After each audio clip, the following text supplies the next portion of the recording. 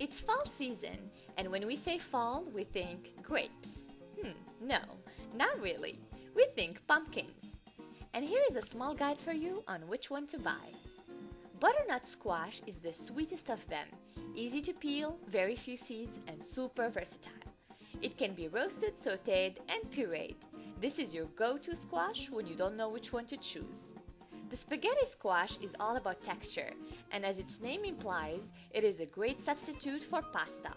Once cooked, its flesh pulls apart into these spaghetti-like strands. It pairs wonderfully with creamy sauces and cheese.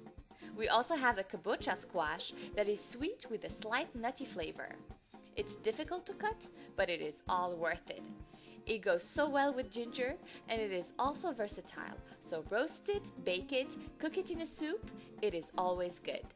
Finally, the orange Hokkaido squash, also called the red curry squash. It has a very striking orange color. It's just beautiful. This one is perfect in baked goods, cakes, quick breads, muffins, cookies, and pies. This is the dessert one. Now that I got my kabocha squash, let's go back to my kitchen. Hi, this is Alia and welcome back to my kitchen. It's time for a soup recipe. So today I'm going to show you how to make a saffron flavored pumpkin soup. It's super creamy and very versatile. I'm using kabocha squash as the main ingredient in this soup. However, feel free to replace it with another type of pumpkin or squash, for example butternut squash. Also, feel free to add more vegetables like potatoes or carrots to this soup. And finally, this soup is milk-based. So if you're lactose intolerant, replace the milk with soy milk. Or if you want a richer flavor, you can replace a bit of the milk with heavy cream. And that's it. I hope that you and your family will enjoy this recipe. Also, don't forget to check out my Facebook and website for more recipes. So let's start! 1 kabocha squash, which is approximately 4 pounds, and 2 leeks that have been trimmed. You will also need 3 to 4 cups of milk, a quarter of a cup of flour, 4 tablespoons of butter. For the spices, we will need 1 teaspoon of salt, half a teaspoon of white pepper, a quarter of a teaspoon of ginger powder, a large pinch of saffron, and 1 whole nutmeg. And make sure to keep the spices handy, as you may adjust them while cooking. The first step is to cut the kabocha squash. However, the kabocha squash may be hard, so you need a really strong knife and you have to be careful.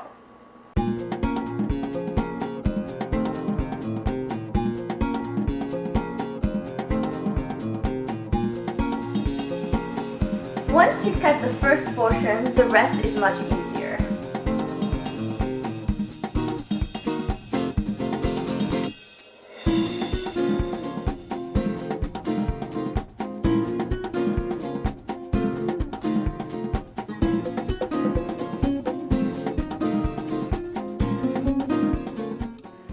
Remove the seeds from each piece.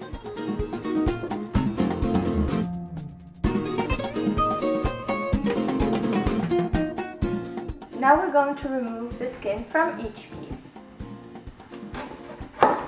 by trimming it like this.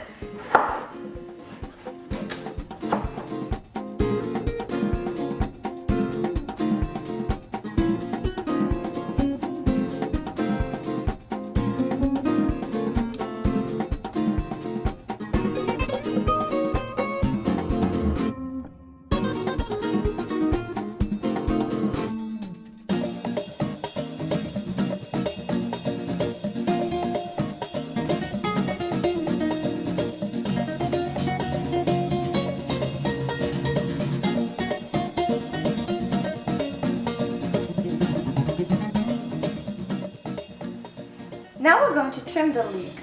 We're going to use the leeks up to this point where the green starts. We don't want the green side.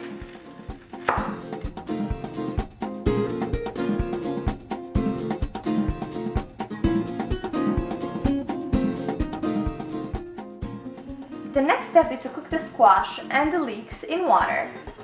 So place the squash in a saucepan. Add the leeks. Cover the squash and leeks with cold water.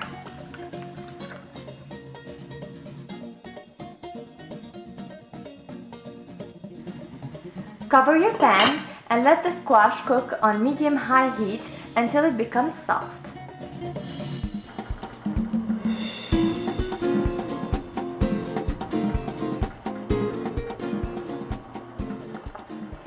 After 45 minutes, the squash should be ready.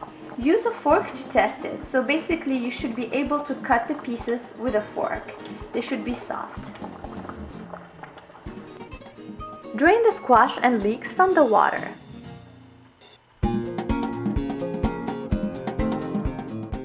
The next step is to cook the base of the soup. On medium heat, melt the butter.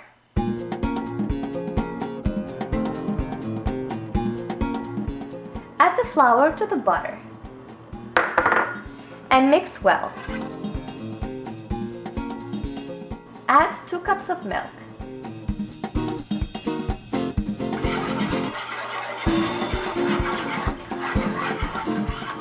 Add the spices.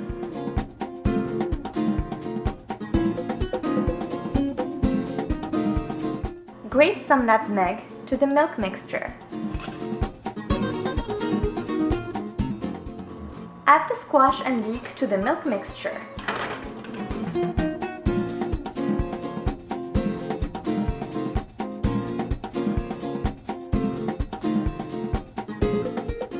Using a hand mixer, puree the soup.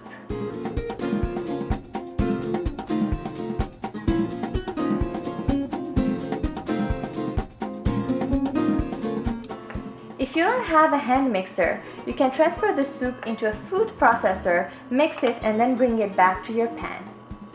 Add 1 to 2 cups of milk to the soup to make it more liquidy.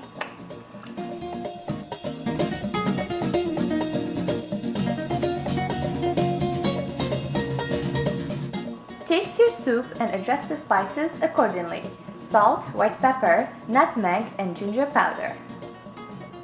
Let the soup cook for another 10 minutes on medium heat, then serve immediately. This soup freezes pretty well. All you have to do is place it in an airtight container. Yes. Let the soup cool down in the container. Close the container, it's an airtight container, and place it in the freezer for up to 2 to 3 weeks. When you want to eat it, remove the container from the freezer a few hours before serving it, let it thaw, and then add some milk to it while heating it, and it will be perfect. Serve the soup immediately. Bon appétit!